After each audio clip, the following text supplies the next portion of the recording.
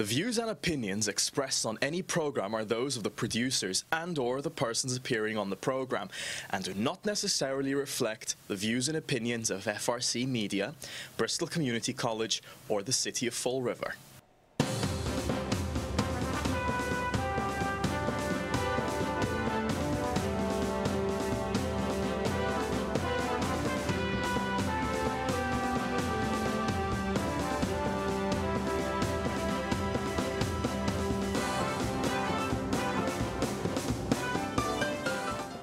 Well, hello. Welcome to Spindle City Straight Talk. I'm Chip. And I'm CJ. And it's Friday, TGIF. It's actually Passover and Good Friday on the same day this year. That's right. Well, for those of you who are Jewish or Christian. Christian, yeah. And if you're a Buddhist, oh well. Yeah, or, I don't know. Do the Muslims have anything like I don't know. or anything? I don't know when that is. I don't know. But whatever. Anybody who has a holiday, happy holiday. That's it, and enjoy your time with your family. Yeah, Hopefully you spend some time with your family. Your mic's still a little low. I don't know whether it's because it's hanging on the desk or... No, it's on my lapel. Is it? Maybe just the volume's just a tad. Is that any better? Yeah, a little bit, yeah. Okay. As long as it's a little better. Let's get down to business. What are we doing first? We got so many things to talk about here. City Council wants answers on economic development. Is that our lead? I guess that's going to be the lead for today. Yes. You know, this is funny because they've known for almost a year that we have no economic development in the city. They've known this for almost a year. Yeah. It's not like this is a new secret thing or a secret mission that nobody knew about. But they haven't done anything now until we're about ready to lose the money. Well, that's the way, you know that. See, Jay, it's like, it's always at the 11th hour. Now we're going to lose the money. All right, let's hurry and scurry and let's try to make it. But that's the whole point of this thing. I like the headline. City Council wants answers on economic development. They don't want answers. They want excuses, because that's what they're going to get. As you said, we've known for a year. And the other problem I have with this whole thing is they're not asking the right questions. They never ask the right questions. That's right. They don't ask the right questions. They're going to go there and they're going to go, well, what are you doing on economic development? And then they're going to lie their butts off, like they always do. And they're going to tell them about all these grandiose things, and we're doing this and I'm doing that, and Kathy Ann's nose will continue to get longer. And later on in the show, we actually have proof now that her nose is growing. So that's right. So... But that's not the question to ask. No. In my opinion, why don't they ask why Kathy Ann Viveris is even involved in this? She's the city administrator. Why is she involved in economic development? To get a stipend? Now, let's look at this stipend. Now, I know when people get job expansions because I've had to deal with it. If it's not that large of a change in their job duties, or it comes within the purview of their contract like any other duties assigned by the mayor, it's called a de minimis change. It means not a large change. You can't pay somebody for that. If it's a large change and it's a substantial change in their working conditions, well, guess what? Then they're entitled to get a stipend. But the problem is, if Kathy Ann's change in her working conditions is so great that it constitutes extra pay, does that mean she has to put so much time into economic development that she can't devote her time to what her real job is, being the city administrator? Oh, no, wait a minute. We hired Mary Sahadi to do that, too. And as government always does, we get 3 people to do the job of 1. This is the problem. They never ask the right questions. They never ask the right questions. It's just like Monica Souza. $15,000 stipend for working with CDA. But wait a minute. They're going to pay her. CDA is going to pay them. That may not even be legal. They're paying her for doing a job for the city, to basically being a liaison. Then the question is, why? Her contract says, and any other duties assigned by the mayor or something to that effect, I'm paraphrasing, why is she getting a stipend? It's just a little extra duty. And if it's another change, which it will absorb a substantial amount of her time, is she truly doing the job she's getting paid full-time pay for? We have another, one, about, issues about how are they spending the money and how are we getting people jobs for Well, you don't think we could find somebody in this city who wants a part-time job with CDA for $15,000 a year? That's only $7,000 short of the annual income of the average person in Fall River. But again, it's just an excuse to give one of the cronies more money. But there's an issue here. If I'm getting paid to be the city administrator and I start doing economic development and I'm collecting taxes, am I truly doing my job as the city administrator? This is government at its best. Pay people, and then if you hire 3 people or 4 people or maybe even 5 people to do the job of one. You know, we went over the tax deal. You know, we really needed Kathy Ann Viveris down there to tell the people in the tax office that they should be collecting taxes? Is that where we're at in this city, and we wonder why we can't move this city anywhere? That we really need a mall manager to tell them that they have to collect back taxes? And now, just now, we're instituting a program to get that money back? Well, if that's true, maybe there should be some terminations in that office. What have they been doing? It's just like the maintenance question in the school department. We let that building fall apart for 40 years, and now we're going to budget $1.1 million for a maintenance program, which means we're going to pay $1.1 million to do what? Ignore the buildings like they've done in this city for the past 40 years? Government, again, at its best. Spend money, get nothing done, and then when everything falls down around your ears, you hit the taxpayers again. Well, that's what they love to do. So it's always find the money with the taxpayer. You know that. Yeah. The taxpayer finds everything. They want answers, but let me see them for once ask the right questions. Well, here's the interesting thing in this column.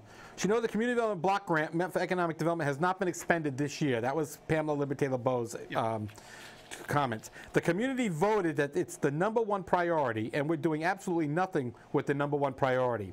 The city has completely dropped the ball on this, LeBeau said. She also was concerned about 2 letters sent to CDA Director Michael Dion from the Fall River Office of Economic Development, Vice President Ken Fiola Jr., regarding the agency's appropriation of fiscal 2019 Community Development Block Grant funding to be used for economic development. The letters were forwarded to each city councilor this week, as well as the officials at the U.S. Department of Housing and Urban Development. FROED, which was to fund $320,000 in fiscal year 18 by Mayor Jason Correa, was the only agency, understand, only agency, to apply for the Community Development Block Grant in the upcoming budget, according to Fiola. Well, that kind of says it very clearly. If they're the only agency that applied for it, and they're not getting it because of little Lord Fauntleroy throwing a fit. Yeah, well, and then look at about 3 paragraphs down. It said, so this is verbatim. So far, City Administrator Kathy Ann Viveris and Dion have indicated they have been doing the work. They have. Okay, let's go on after this comma. But none of the CDBG grant money for economic development has been expended, nor have any jobs for middle to low-income workers been created. So my question is, what have you really been doing? Exactly. If you haven't spent any, are we waiting? Maybe I'm a conspiracy theorist. Are we waiting for the 11th hour again? And then they went, okay, let's spend all this money and get jobs for our friends. Exactly. So what are they doing? What, they've been getting, they're getting paid, they're getting stipends, and how much work are they really doing? I don't know. At the end, they pay her $500,000 a year. Get rid of the mayor, make them ceremonial. Let's get the Worcester Charter where you have a city manager and you have a ceremonial mayor for $20,000 a year. And let's let her, because apparently she's like the Oracle at Delphi. Anytime we have a problem in Fall River, we give Kathy Ann a stipend and she fixes it. Yeah, of course. So, I mean, I don't know what the problem is. It seems pretty simple to me based on history. I hear you. I hear you. Hey, that lawsuit's finally going to come up in 2019. Yeah. And let's talk. And that's a fast track. Read it. And that's a fast track. That's what it said. The, quote, fast track, unquote, is set for March 4th, 2019. There you go, another example of government. This is the government's idea of fast tracking. What month is it? It's March. So virtually a year from today. Yeah. That's the fast track in government. Remember that. To me, fast track is like, I'll take you to half an hour. You know, I'm going to move you to the front of the line. You're next. That's fast track. In government, see you next year. Otherwise, it would be 5 years before we get to trial. Well, here's an interesting part of this whole story, and here's where the Pinocchio comes in. Yeah. Okay, Weeks, who's the attorney for Froed. Weeks, however, did have an issue with the discovery he received, saying there were missing text messages, emails with missing attachments and inconsistencies. In Viveris' testimony, in a deposition that counted some of the text messages between herself and the mayor. Reading from the deposition testimony, Weeks said that Viveris claimed the only text she ever wrote had to do with making appointments and that she deleted them. Do you recall if any of these texts had anything to do with Froed? And her response to me was, there may have been a text simply regarding Froed, Weeks said. The few text messages the defense lawyers received from the city between Viveris and the mayor did in fact involve communications regarding issues other than appointments and showed the inconsistency with the city administrator's testimony and said Weeks. So she lied. She lied. Reading a portion of one of the texts that involved a telephone call from a reporter from the Herald News regarding the Froed executive board, Viveris asked Correa to return the call. I don't want to give Froed any slack on this ongoing battle, said Red Weeks. Viveris said he makes express misrepresentations under oath. Yeah, let's clarify that for our viewers. This is how a judge and the legal system calls you a liar. They don't come out and say, you're a liar. You know, liar, liar, pants on fire. No, we do that. That's right. They don't do that. Even when they had a former guy, a former attorney here that had been censured by the courts for actually lying in briefs to the court a few times, this is what they say. And this is a quote from Weeks. Viveris, he said, quote, express misrepresentations under oath, unquote. So what he did was say our city administrator was lying. Oh, what a surprise. So this is the thing. But the other thing on this article I really like is that it says they want former city auditor Christian Gupta to show that the city never budgeted the rent receipts the city said it owed. So this is the reason. And I remember we went to a meeting one time and we were told how we have to trust our government and, you know, it's not right to always question them. Well, no, it's the exact opposite. Obviously, especially this city government has proven that we have to question everything. Because here it is, in black and white. They, you know, remember when Jazel said, let the audio tape, play the audio tape, I want it. And then when they said, okay, we're going to, we said, oh, no, don't play the audio tape. Well, because why? Because people would have found out what he actually said. Same with the text messages. The legal counsel for the city of Fall River fought tooth and nail to protect these text messages. Not because, oh, we you know, they're private, they're proprietary. No, they're not. He wanted to protect his clients from being exposed as liars, as manipulators. And now they are.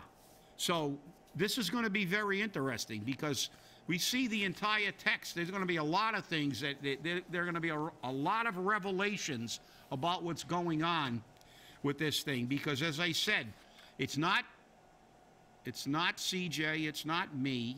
It's a judge that said expressed misrepresentations under oath. I imagine that. Oh. Imagine that. I hear something in the background. We got background. Oh, well, I'm not sure what that is, but... Probably they're sending they're talking about us on the phone, and we're intercepting it. I don't know. But, this is, like I said, you know, this is... But here again is the problem with government. They all talk a good game. And so when are we going to finally get the full airing of this in a trial? Well, here's the thing. Next year, without any continuances. Right, and without any continuances. But here's the thing.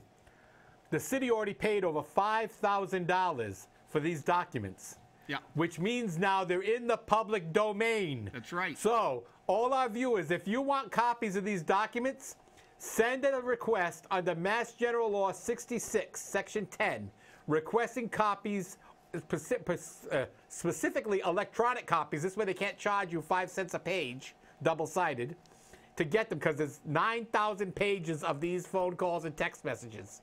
So get them, and you can read what the mayor's up to and Kathy Ann Viveris is up to. And you are entitled to that information under the law. So why don't you request it today? Inundate City Hall with requests for these documents, because I'm sure they'll be so happy to meet with you and let you review them.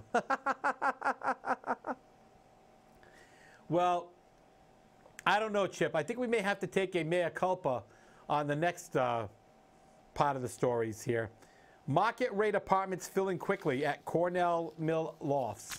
No, they're not getting a mea culpa for me. Did you read the article? They've rented 20 apartments. They said a little bit more than 20 out of over 100. That's not a lot. I hate to say it, but when I got, you know, if I'm getting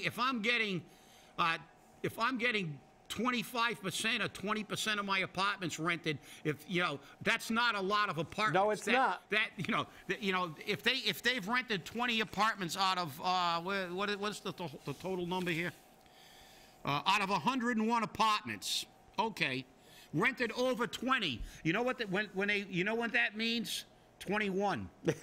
It's over 20. Because it's over 20. Because if it was 28 or 29, they'd put 29. Right. Because it's a much higher percentage. But it's like $10.99. It's not $11. But over 20, which probably means 21 apartments. So again, don't just read the headline. That's right. Read the article. Read the article. The reason why 20, yeah, that's, it's basically 1/5. Right. But the reason why I said that is because Commonwealth Landing is all full up. They don't have any vacancies now. They've started with this one, and they have another one right down the street, which is for 55 and over, and those are starting to fill up. Now, but my big question behind this is not that they're filling up. What are they bringing to Fall River? What are these apartments bringing to Fall River? These are people that don't work in the city in most cases, which means they're probably not spending a lot of money in the city because they're traveling from Boston or Brockton or Providence and other major metropolitan areas because the rents are cheaper here. Yeah. And maybe they're buying their groceries here. I'll give them that. Or maybe they're buying them online. Who knows? Exactly. These people are, as you said, these people are mobile and agile. They may not be hostile, but they're mobile and agile. Yeah, and if they're driving, to save rent, if they're living down here and commuting, who knows how long they're going to stay? Because after a while, you do frankly get tired of commuting that time. Exactly. It's very difficult to get to Boston every day through that traffic, and regardless of what. Now, if we get the train in 2021 or 2022, like they're saying, that may offset some of it. If we get a train in 21, 22. But the thing is that we're going to have a lot of people in Fall River who are going to be taking the train to these more higher-paying jobs, because they can work at Fall River as a secretary for $12 an hour, or they can work in Boston for $24 an hour. Where are you going to work? If you just got to take a 1.5-hour train ride, I'll take the train ride. But that also will hit its max. Of course. A few years ago, we did have an uptick, and probably most people don't remember, but I remember things like this.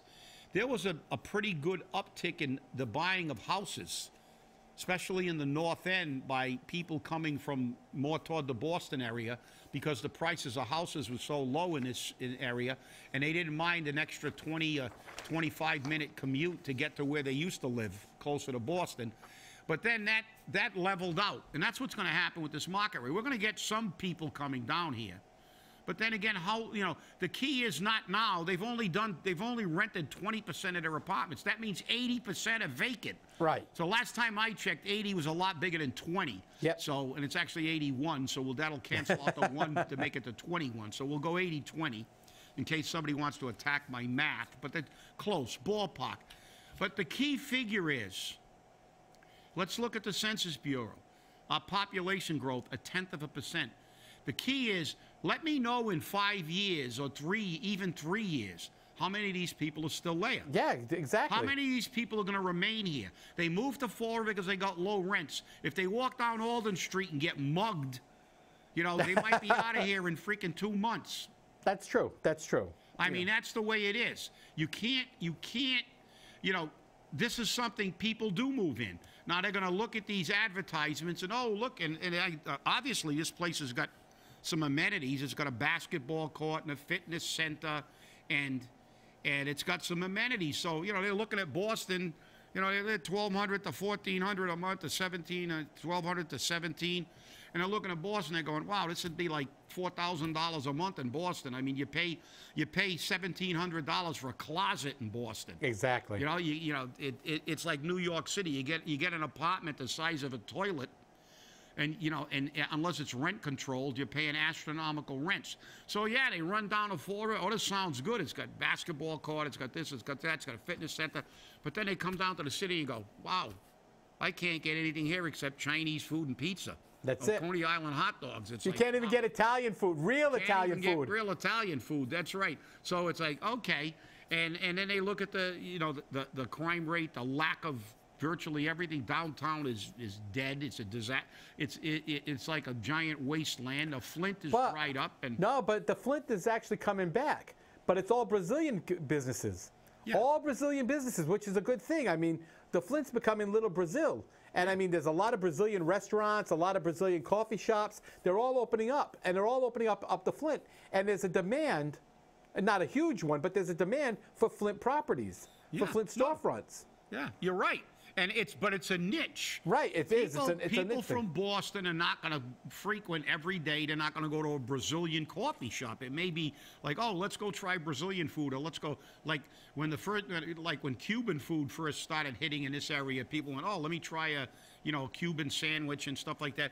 But it's not something It's a niche food. It's something, but good. It's the Flint is beginning to grow, but we're like in reverse. It's like the old days when we're basically mimicking what happened in the 1800s and stuff, when the Irish came over and they had their own neighborhoods and they had their own stores. Now the Brazilians are coming over here, and by nature they're people who speak their own language, people with the same customs and same food tastes, they tend to congregate in an area and make a neighborhood. That's what made New York. I mean, you had Little Italy, you had the area down, that they made gangs in New York about, and with the Irish and all these different. They with the Puerto Rican neighborhoods, and that's a necessity for most immigrants. They normally have difficulty with the major language, so they're going to gravitate toward people who speak their language, have their own culture, and that's not a bad thing. That's what America was made about. No. But then ultimately they assimilate into the culture. But the key is that these people coming in here, this is why headlines like this, filling quickly. Well, if it's filling quickly, I expect to see an article next month to say that 50% of them are filled. I would like 20% is not a lot. No. And again, you have to ask, what are you really offering? Yeah. What are you really offering? So, well, of course, the sheriff is rallying the troops. Yeah, for I heard immigration. He was on Fox News. Yep, and securing the borders. So it's going to be interesting. But what's really interesting is Somerville just enacted an ICE alert system. An organization in Somerville sends out text messages when Immigration and Customs Enforcement is doing raids to notify people who are potentially being deported to run, because Somerville is a sanctuary city. Well, I'm going to tell you that maybe, I know there are a lot of people who disagree with me, and I do not care. As far as I'm concerned, this is another problem we have in the United States. We've forgotten that we only like government and laws when it benefits us. These people are violating the law, and I'm not saying they're bad people, some of them. Some of them are very bad people. But the fact is they're illegal. This label of let's change the label, now they're undocumented. No, they're illegal. They broke a law. They came into this country illegally. And for a government aid, for governments and cities and towns to ignore the law of the land, they think Donald's bad. They're lucky I'm not up there, because you know what I tell them when they came up looking for a federal grant? You know what I'd tell them if they wanted 1 penny of federal money for anything? When Providence blows up and Jorge Alorza runs to Washington begging for money, you know what I'd tell them? Go back to your sanctuary city. You don't want to obey the laws of this nation, you don't get any money from the federal government either. You do not want to obey federal law. Well, guess what? You and I have to obey federal law, because as soon as I don't pay my taxes, they're throwing my butt in jail. Taking your house, and they don't care that I'm illegal, that I was born here. They don't care. I'm going to jail. That's the way it is, and I don't care. I'm not saying there shouldn't be a process for them. There shouldn't be some sensitivity to the fact that they've grown some roots, but the fact that it doesn't change the facts. No, exactly. What's the next thing we're going to do? Are we going to have the same kind of consideration for any other group?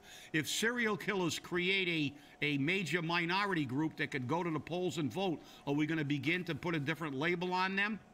Well, and begin to forgive their crimes? That's the big problem. It may be an absurd analogy, but think about it. We've got millions of these people that came pouring across the borders illegally, and now our response is to ignore the law.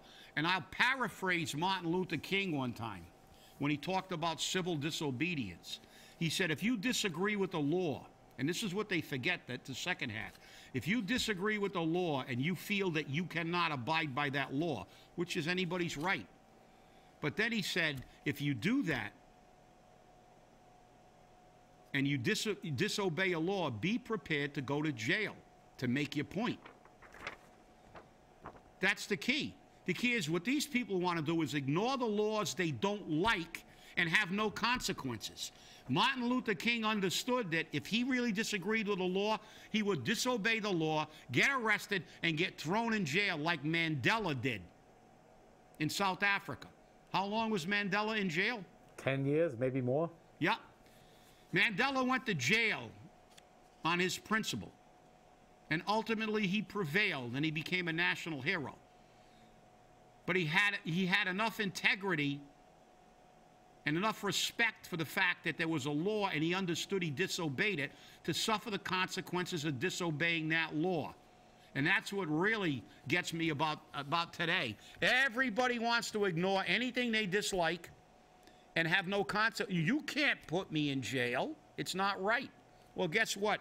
You can call them undocumented all you want. They're illegals to me. Well, speaking of jail, I guess being the state senator's husband doesn't get you out of going to jail. Brian Hefner, the husband of former state Senate President Stanley Rosenberg, was indicted on felony charges.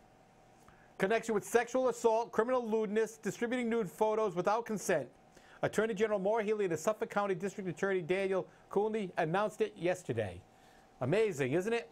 So I guess all that political connection stuff didn't work for him. Well, I guess it got to the point where it was either him or the former Senate President. The former Senate President said, well, it's you. You're going to jail, not me. So I hear you there. Oh, well, that's it. Hey, everybody, have a happy Passover. Have a sorrowful Good Friday and a happy Easter if you're a Christian. And stay angry. That's right. We'll see you next week. We'll see you on Monday. Don't shoot the Easter bunny.